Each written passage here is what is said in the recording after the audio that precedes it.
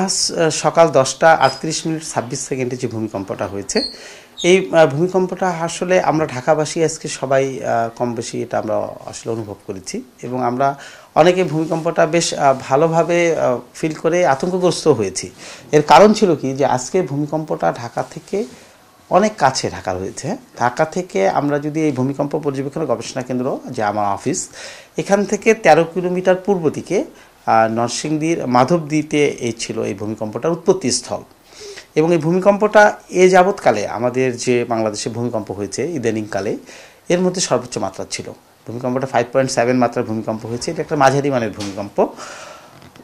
তো যার কারণে দেখা যাচ্ছে যে আসলে আমাদের বাংলাদেশের যে ভূমিকম্প, আমাদের যে রিজিয়নে আমরা আসলে এই রিজিয়নে প্রায়শই কিন্তু আমাদের কম বেশি ভূমিকম্প হয়, বাট আজকের এই ভূমিকম্পের মাত্রাটা কিন্তু বেশি ছিল।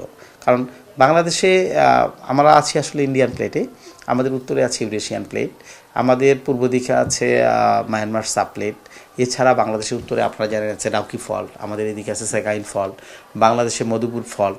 এইগুলো সব কিছু মিলে আমাদের বাংলাদেশের যে একটা জিওলজিক্যাল অবস্থান, এটার কারণে আসলে কিন্তু আমাদের এই বাংলাদেশে প্রায়শই ভূমিকম্প হয় এবং আগেও ভূমিকম্প হয়েছে।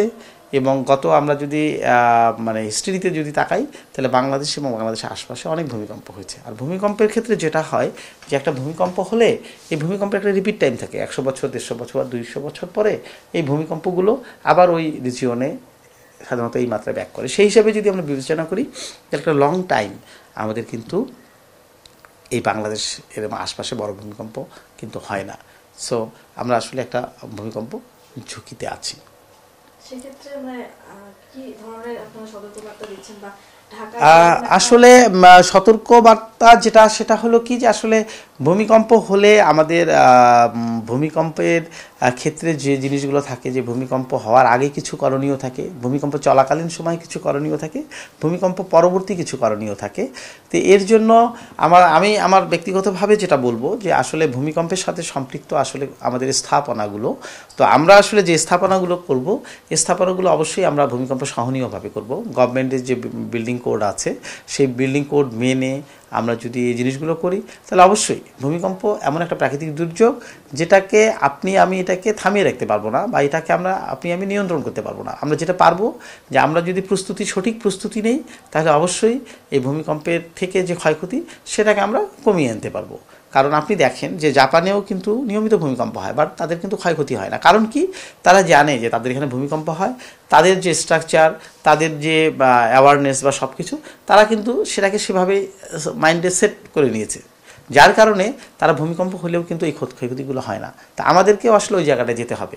আমরা ভূমিকম্প হলে কি করব, এটা কারণ আমাদের এই ঢাকা শহর জুড়ে আপনার পানির লাইন আছে, গ্যাসের লাইন আছে, বিদ্যুতের লাইন আছে। আমাদেরকে আসলে আমি বলবো যে আমাদের একটা সঠিক নগরায়ন আমরা করব।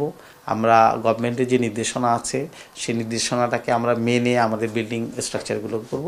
এগুলো করলে ইনশাল্লাহ আমরা এই ভূমিকম্প যে ঝুঁকি বা যেটা আছে, ইনশাআল্লাহ আমরা এটা মোকাবেলা করতে পারবো। বিজলি কেবলস এর স্ক্রিন কোটেড ইনসুলেশন আগুন প্রতিরোধী। বিজলি কেবলস, নিরাপদ আজীবন। ঢাকা শহরে আমি যদি বলি, যে ঢাকা শহরে ভূমিকম্প হলে কি হবে, ঢাকা শহর আসলে এখন ঢাকা শহরে একটা বড় ভূমিকম্প হয়ে ঢাকা শহর ক্ষতি হয়ে যাবে, বিষয়টা কিন্তু আমি যদি বলি আসলে বিষয়টা সেরকম নয়।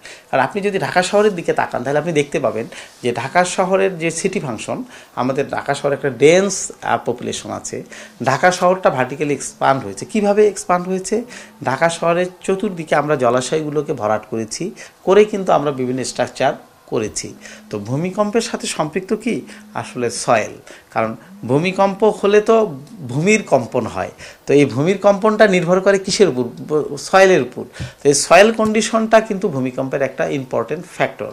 সেক্ষেত্রে এই যে আমরা ঢাকা শহরে বিভিন্ন স্ট্রাকচার ভরাট করে বা আমরা করছি, অবশ্যই আমাদের এই বিল্ডিং কোড এবং সঠিক নিয়ম যদি আমরা না মানি, তাহলে অবশ্যই ঢাকা শহর একটা ঝুঁকিতে আছে। এছাড়া ঢাকা শহরে যে ডেন্স পপুলেশন, আমাদের একটা ভূমিকম্প হলে আমাদের শহরের যে রাস্তাঘাট, সব কিছু মিলে তো অবশ্যই